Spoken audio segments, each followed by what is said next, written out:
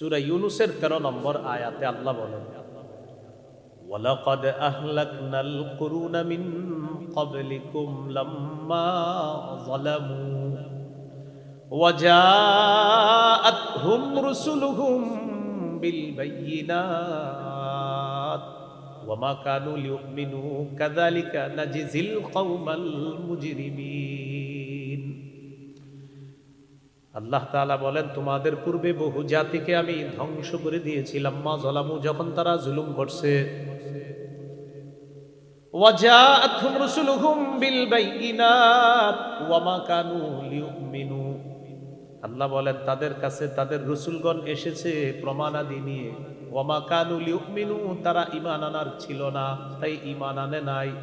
আল্লাহ বলেন কাযালিকা নাজিজিল কওমাল মুজরিমিন, আল্লাহ বলেন অপরাধীদের সাথে আমি আল্লাহ এমনটাই করে থাকি। যারা জালেম হয় আল্লাহ তাদেরকে অপরাধী বললেন, আর আল্লাহ বললেন অতীতে জুলুম করার কারণে বহু জাতিকে আমি ধ্বংস করে দিয়েছি, এরা এমন অপরাধী, তাদের সাথে আমি আল্লাহ এমনটাই করে থাকি, এখনো আমি আল্লাহ এমনটা করতে সক্ষম, তাই জুলুম করব না। এ গেল 2 নম্বর কথা। তাহলে জুলুমের কারণে আল্লাহ ধ্বংস করে দেয়, অতীতের বহু জাতিকে আল্লাহ ধ্বংস করে দিয়েছে। আল্লাহ আমাদেরকে হেফাজত করেন।